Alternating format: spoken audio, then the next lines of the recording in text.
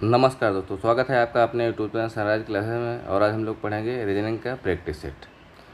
आज की क्लास का पहला क्वेश्चन स्क्रीन पे है, लिखा हुआ है सी का भाई ए है, डी का बहनोई ए है तथा बी का दामाद है।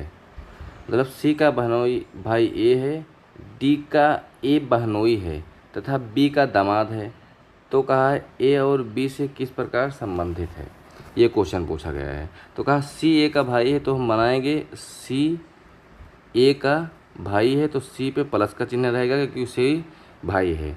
फिर कहा है डी ए का बहनोई है, डी जो है ए का बहनोई है, ए की कोई बहन होगी, ठीक, ए की कोई बहन होगी।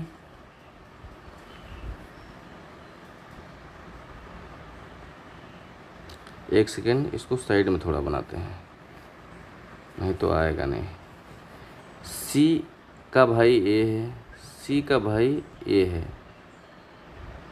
सी का भाई ए है तो ए प्लस का चिन्ह रहेगा क्योंकि कहा है सी का भाई ए है तो सी का भाई ए भाई है, सी बहन है कि भाई पता नहीं।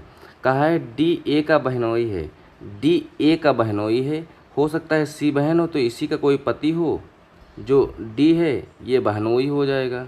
जब ये पति पत्नी दोनों हो जाएंगे तो आपस में डबल लाइन का सिंबल इसमें हम शो कराएंगे क्योंकि ये हो जाएगी बहन तो ये जाहिर सी बात हो जाएंगे बहनोई, तो ये पुरुष हो जाएंगे। तो इस पे लगेगा डी पे प्लस का चिन्ह और सी ए की बहन है तो उस पर माइनस का चिन्ह रहेगा।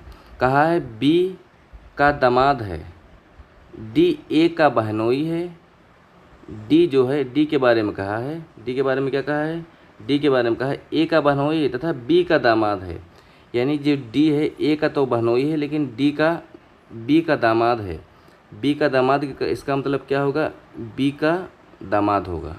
क्लियर है बात, इस प्रकार से कुछ रहेगा सिंबल। अब बी के बारे में कंफर्म नहीं है, बी के बारे में हमको कंफर्म नहीं है कि महिला है कि पुरुष हैं क्योंकि इसमें कोई भी इनका जेंडर क्लियर नहीं हो रहा है इस प्रश्न में। अब क्वेश्चन पूछा है, कहा है ए का सी से किस प्रकार संबंध है, यानी ए कौन है, बी की, ए कौन है बी का, तो ए कौन है बी का, तो पुत्र है, कौन है पुत्र है। जो विकल्प नंबर हमारा बी सही हो जाएगा, यानी दूसरा नंबर विकल्प सही हो जाएगा। अगर आपसे इसमें पूछता है कि बी कौन है ए की, कौन पूछता है, बी को पूछता है कि ए की कौन है, तो हम तय नहीं कर सकते हैं। क्या कर लगाते हैं, तय नहीं कर सकते हैं क्योंकि हो सकता है वो पिता हों, हो सकता है वो माता हों, ठीक। तो इनका जेंडर क्लियर नहीं तो हम जिनके बारे में बी के बारे में कोई बात हम कंफर्म नहीं कह सकते थे क्योंकि हो सकता है ये पिता हो सकता है माता हो। लेकिन अगर बी का पूछा है बी का ए कौन लगता है, तो ए कौन लगता है, पुत्र लगता है क्योंकि प्लस का चिन्ह लगा हुआ है तो क्या हो जाएगा, पुत्र हो जाएगा। तो क्लियर है बात, इस प्रकार से हम करेंगे। ब्लड रिलेशन वाले में हमको यही बात याद रखना है, अगर जिसका जेंडर क्लियर हो जाएगा तो उस पर तो हम प्लस का चिन्ह या माइनस का चिन्ह लगा देंगे, जिसका जेंडर क्लियर नहीं होगा उस पर हम लोग कोई चिन्ह का सिंबल नहीं लगाएंगे और उसका हम रिश्ता भी नहीं बता सकते हैं, वो दोनों में से कोई भी हो सकता है। क्लियर है बात, ये बात हमेशा ध्यान रखना है। अगला प्रश्न कहाँ है, एक व्यक्ति का मुँह उत्तर की ओर है, किस दिशा में, उत्तर की ओर है, वह 90 डिग्री वामावर्त घूमता है और फिर 135 डिग्री दक्षिणावर्त घूमता है। अब वह किस दिशा की ओर देख रहा है, तो किस दिशा में है उसका चेहरा, उसका चेहरा है उत्तर की ओर, ठीक, उत्तर की ओर उसका चेहरा है। अब कह रहा है वो 90 डिग्री वामावर्त, वामावर्त मतलब बाईं ओर। अब 90 डिग्री बाईं ओर घूमेगा तो उसका चेहरा किस दिशा में हो जाएगा, इस दिशा में हो जाएगा, यानी पश्चिम दिशा में हो जाएगा। क्लियर है बात, हो गया। अब कहा है फिर वह 135 डिग्री दक्षिणावर्त यानी दक्षिण की ओर घूमता है, तब वह किस ओर देख रहा होगा। अब दक्षिणा ओर करता है यानी 90 डिग्री, फिर इसको हम यहाँ पे लाएंगे, फिर 90 डिग्री तो नहीं लाएंगे, 90 डिग्री लाएंगे तो यहाँ पे हो जाएगा, हमको लाना है 135 डिग्री, तो 90 डिग्री लाएंगे तो यहाँ पे हो जाएगा, फिर और 45 डिग्री लाएंगे तो हमारा कुछ इस तरह पे आएगा, यहाँ पे चेहरा हो जाएगा, यहाँ पे। तो किस दिशा में हो जाएगा, ये तो हो जाएगी हमारी पूर्व दिशा, ये ऊपर वाला ही हो जाएगा हमारी उत्तर दिशा, उत्तर और पूर्व के बीच में हो जाएगा तो हमारा आंसर क्या हो जाएगा, विकल्प नंबर ए हो जाएगा क्योंकि उत्तर पूर्व हमारा सही आंसर होगा इस प्रश्न का। क्लियर है बात। अगले प्रश्न में दिया गया है एक संख्या है जो लिखा हुआ है 37, 54, 86 के अंकों को आरोही क्रम में व्यवस्थित किया जाता है तो कितने अंकों का स्थान अपरिवर्तित होगा? क्या कहा? अपरिवर्तित होगा। अब देखो, एक होता है आरोही, क्या होता है? एक होता है आरोही, एक होता है अवरोही। अवरोही, इसमें बड़ी कन्फ्यूजन रहती है। आरोही का मतलब होता है बढ़ते क्रम में, बढ़ते क्रम में, इंग्लिश में बोलते हैं इसको असेंडिंग ऑर्डर, असेंडिंग ऑर्डर। अवरोही का मतलब होता है घटते क्रम में, क्या होता है? घटते क्रम में। इसका मतलब होता है डिसेंडिंग ऑर्डर, डिसेंडिंग ऑर्डर। यानी आरोही क्रम का मतलब होता है बढ़ते क्रम में, यानी असेंडिंग ऑर्डर। अवरोही का मतलब होता है घटते क्रम में। क्लियर है? याद रहेगा। एक और तरीका है याद करने का, जानते हो कौन सा होता है? बताते हैं। देखो, ये होता है बढ़ते घटते क्रम में। अगर और भी कन्फ्यूजन रहती है, भूल जाते हो कि अवरोही क्या होता है, आरोही क्या होता है, तो उससे एक और बात बताते हैं। और बात कैसे है? देखो, आरोही शब्द और अवरोही शब्द को देखो क्या है। आरोही और अवरोही में कौन सा सबसे छोटा है, कौन से बड़ा है? तो आरोही है छोटा, तो इसमें छोटे से बड़ा, सबसे पहले छोटा लिखा जाएगा, छोटे से बड़े की ओर जाएंगे, छोटे से बड़े की ओर, बड़े की ओर। ये बड़ा है अवरोही, तो सबसे पहले बड़ा लिखेंगे, यानी बड़े से छोटे की ओर। क्या करेंगे? बड़े से छोटे की ओर जाएंगे। क्लियर है? इस प्रकार से हम करेंगे। जैसे कोई संख्या लिखी है, कोई संख्या हम लिख देते हैं, लिखा है 2, 6, 3, 5, 1, ये लिखा हुआ है। तो आरोही क्रम में अगर हमको लिखना होगा आरोही, इसका मतलब क्या लिखेंगे? सबसे पहले छोटा लिखेंगे। छोटा क्या है? 1 है, उसके बाद इससे बड़ा 2 है, उसके बड़ा 3 है, उसके बड़ा 5 है, उसके बड़ा 6 है। इस तरह लिखेंगे। अवरोही का रहेगा, अवरोही का मतलब सबसे पहले बड़ा लिखेंगे। बड़ा क्या है? 6 है, इसके बाद में 5 है, उसके बाद में 3 है, उसके बाद 2 है, उसके बाद 1 है। ये क्रम कुछ हो जाएगा। इस प्रकार से हम लोग आसानी से याद रखेंगे। यानी आरोही अवरोही में जो सबसे बड़ा है, बड़ा होगा तो सबसे बड़े से छोटे की ओर लिखेंगे। आरोही छोटा है तो छोटे से बड़े की ओर लिखेंगे। आरोही को बोलते हैं असेंडिंग ऑर्डर, अवरोही को बोलते हैं डिसेंडिंग ऑर्डर। आरोही को बोलते हैं बढ़ते क्रम में, अवरोही को बोलते हैं घटते क्रम में। क्लियर प्रकार? इस प्रकार से हम लोग याद कर पाएंगे। अब चलते हैं हम इस क्वेश्चन पे। इस क्वेश्चन में क्या पूछा गया है? इस क्वेश्चन में जो पूछा गया है उसमें कहा है एक संख्या है। क्या कहा है? एक संख्या के बारे में कहा है। कहा यदि एक संख्या है जिसका जो 37, 54, 86 के अंकों को आरोही क्रम में, यानी बढ़ते क्रम में, सबसे पहले बड़ा वाला छोटा वाला लिखेंगे, व्यवस्थित किया जाए तो कितने अंक स्थान अपरिवर्तित हो जाता है? संख्या कौन सी लिखी हुई है? 37 है, 54 है, 86 है। अब इसको हम लोग लिखते हैं किसके फॉर्म में? आरोही में।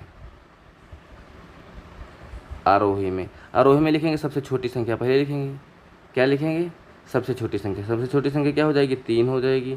3 के बाद 4 हो जाएगी, 4 के बाद 5 हो जाएगी, 5 के बाद 6 हो जाएगी, 6 के बाद 7 हो जाएगी, 7 के बाद 8 हो जाएगी।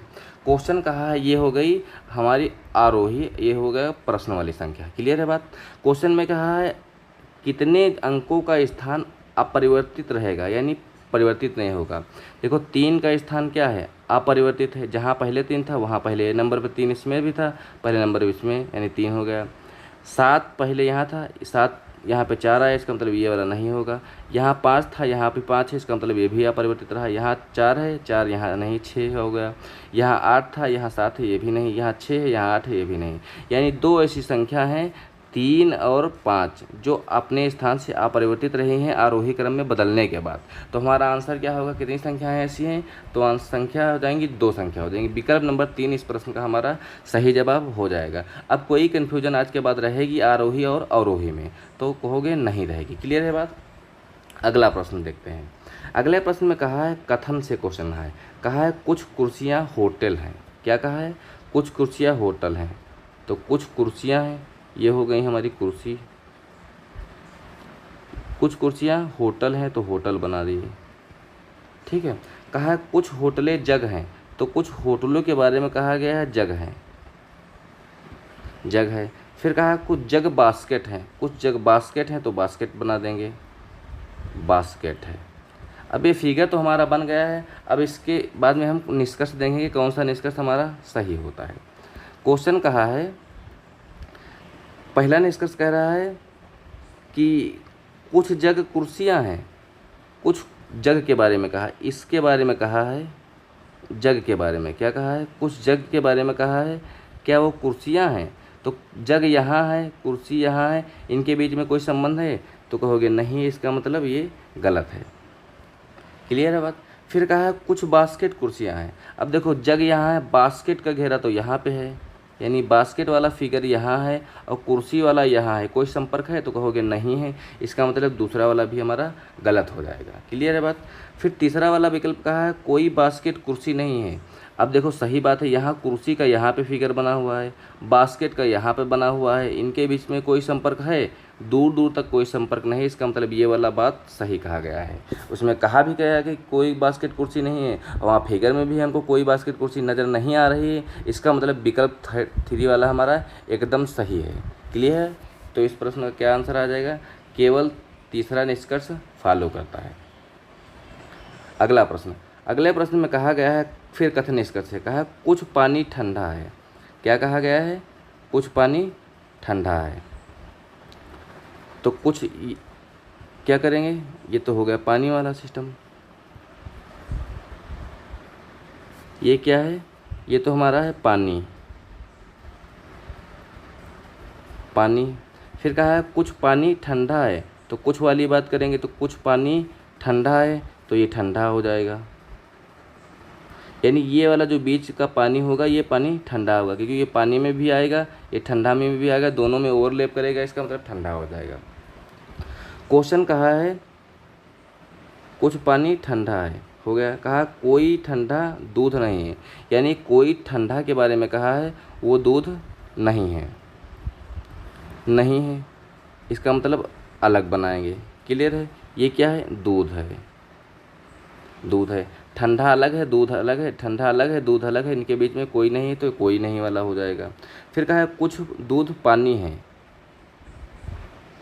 कुछ दूध पानी है, कुछ दूध पानी है, यानी दूध का संबंध बताया गया है पानी से। क्या बताएगा? दूध का संबंध पानी से बताया गया है। तो किस प्रकार से फिगर बनाएंगे? हम फिगर यहाँ से बनाएंगे, देखो यहाँ बनाएंगे, ये इस कदर से बनाएंगे, इस कदर से बनाएंगे। क्लियर है बात? यहाँ रखेंगे दूध वाला सिस्टम, दूध, यानी कुछ दूध ये वाला पानी हो जाएगा।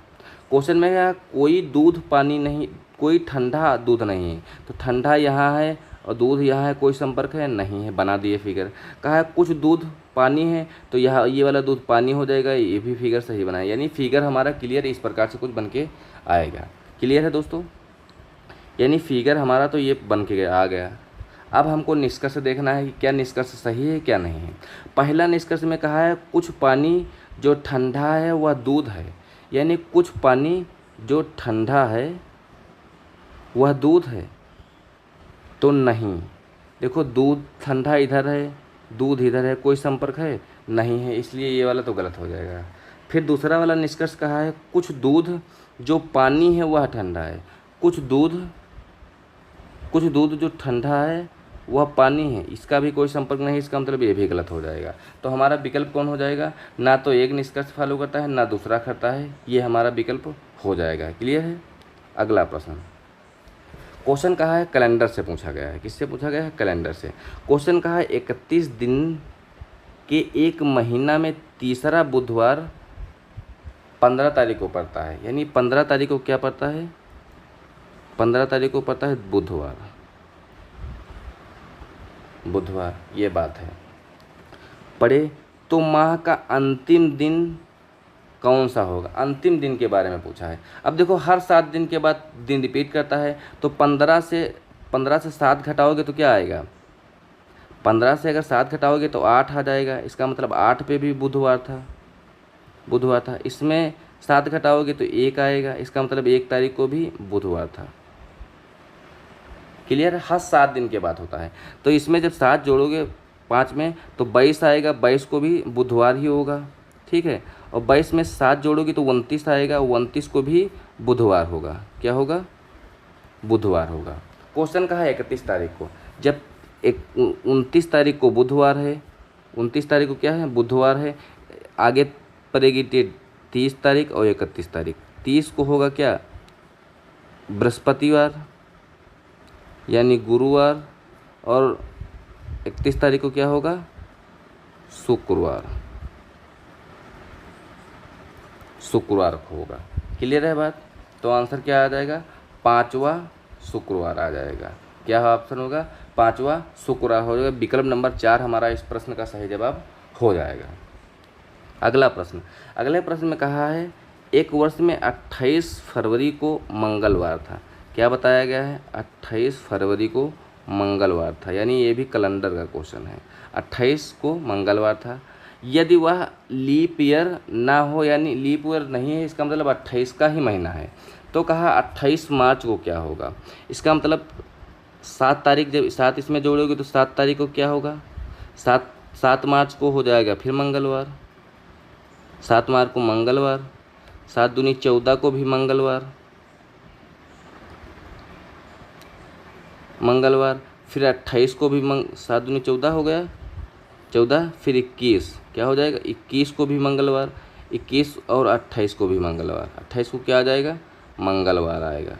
क्लियर है बात? क्या आंसर आ जाएगा हमारा? मंगलवार। विकल्प नंबर 2 हमारा इस प्रश्न का सही जवाब हो जाएगा। अगला क्वेश्चन कहा है कथन और निष्कर्ष के तर्क से है। कहा कथन में क्या कहा है? क्या भारत को उद्यमों का कंप्यूटरीकरण करना चाहिए? फिर तर्क दिया गया है, पहला कहा नहीं करना चाहिए। अब नहीं कहा है तो कोई कारण बताया होगा। कहा है नहीं करना चाहिए क्योंकि कंप्यूटरीकरण में बहुत अधिक धन की आवश्यकता होती है, हमें इस पर धन व्यय नहीं करना चाहिए।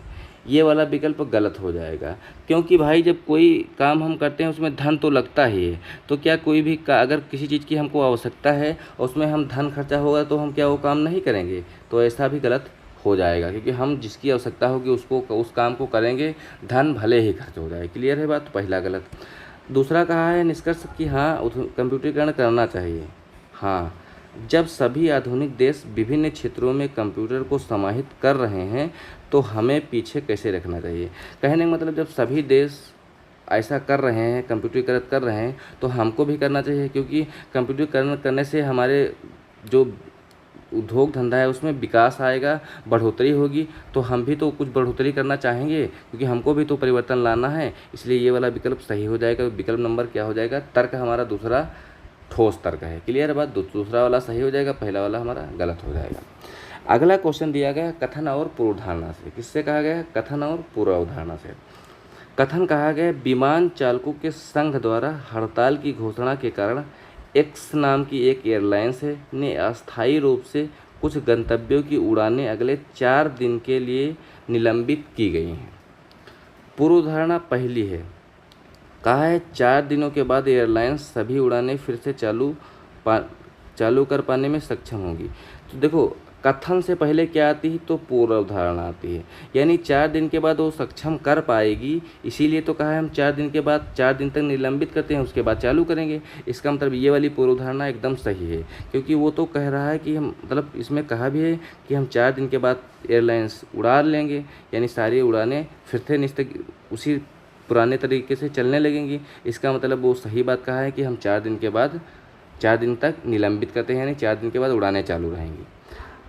दूसरा निर्धारणा का पूर्वाधारणा कहता है 4 दिनों में विमान चालक संघ अपनी हड़ताल वापस ले लेंगे। देखो हड़ताल के बारे में हमको कुछ नहीं पता है कि 4 दिन में हड़ताल लेंगे, कि 8 दिन में हड़ताल लेंगे ख़त्म कर देंगे, कि 12 दिन में ख़त्म करेंगे। क्लियर है बात? तो हमको हड़ताल वालों के बारे में भी कंफर्म नहीं है वो कितने दिन तक हड़ताल रखेंगे। तो पहला वाला दूसरा वाला हमारा गलत हो जाएगा, पहला वाला एकदम सही हो जाएगा। क्लियर है बात? अगला प्रश्न कथन और कार्यवाही से है। कहा है इस वर्ष बहुत सी यात्री गाड़ियों में डाके और लूट की बहुत सारी घटनाएं हुई हैं। कार्यवाही क्या है? यानी ये तो कारण है, ये कारण हमारा हो चुका है, यानी ये क्रिया हो रही, तो हम कार्यवाही क्या करेंगे इसके अगेंस्ट में? कहा रेल प्राधिकरण को सभी यात्री गाड़ियों में प्रत्येक डिब्बे में तत्काल एक पुलिसमैन लगा देना चाहिए। सही बात है, ये बात सही है। यानी ऐसा करने से हमारी लूटपाट वाली जो समस्या है वो भी सॉल्व हो जाएंगी। अगला कहा गया 2 नंबर, कहा गया है रेल में यात्रा करने वाले यात्रियों को प्रशिक्षण दिया जाना चाहिए कि डाकुओं और लुटेरों से कैसे निपटा जाए। अब ये तो बात असंभव हो जाएगी। यानी भाई पूरे देश भर में कितने भी यात्री होंगे, कौन यात्री करेगा कौन यात्रा नहीं करेगा, अब सबको हम प्रशिक्षण कैसे प्राप्त दे पाएंगे। ये क्वेश्चन, ये विकल्प हमारा गलत हो जाएगा, यानी दूसरे वाली कार्यवाही हमारी गलत हो जाएगी। अगर यहाँ पे ये कहता कि जो यात्रियों को ना कहता, जो रेल के जो कर्मचारियों को प्रशिक्षण देना चाहिए, तो ये विकल्प सही हो जाता, तो ये कार्रवाई सही होता। लेकिन यात्रियों कहा है, इसका मतलब ये वाला विकल्प एकदम गलत है। सभी यात्रियों को हम प्रशिक्षण किसी भी कीमत पे नहीं दे सकते हैं, तो दूसरा वाला हमारा कार्रवाई गलत है, पहला वाला कार्रवाई हमारा एकदम सही हो जाएगा। क्लियर है।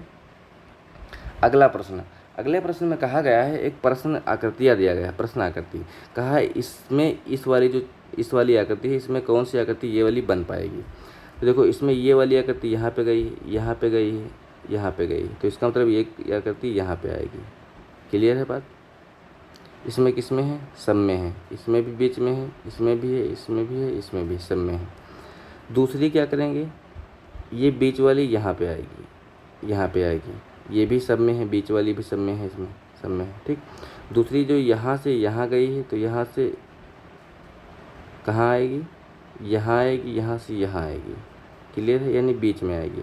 तो इसमें किस में है, इस वाले में तो है नहीं, इसका मतलब ये वाला गलत हो जाएगा। इसमें भी नहीं है, ये गलत, इसमें भी एक तरफ है एक तरफ नहीं है, इसका मतलब ये भी गलत है। तो हमारा विकल्प क्या सही हो जाएगा, विकल्प नंबर 1 हमारा इस प्रश्न का सही जवाब हो जाएगा, यानी इस वाले पार्ट में हमारी ये आकृति फिट हो जाएगी। अगला क्वेश्चन कहा है, अगले क्वेश्चन में कहा है, फिर से उसी फिगर वाले से है। देखो इस फिगर में कुछ देखो तो एक ये लाइन है, एक ये लाइन है, 2 लाइन है, इसमें भी 2 लाइनें हैं, इसमें कितनी लाइनें हैं, 3 लाइनें हैं, इसको छोड़ते हैं अभी 3 नंबर को। इसमें भी 2 लाइनें हैं, इसमें भी 2 लाइनें हैं, इसका मतलब क्या आ जाएगा हमारा विषम कौन सा है, 3 नंबर वाला, कौन सा, विकल्प नंबर 3 हमारा विषम। 4 नंबर विकल्प हो जाएगा, जो तीसरा जो फिगर है वो विषम हो जाएगा। क्लियर है दोस्तों। तो ये रही हमारी आज की क्लास, मिलते हैं नई क्लास में नई कंटेंट के साथ। थैंक यू दोस्तों।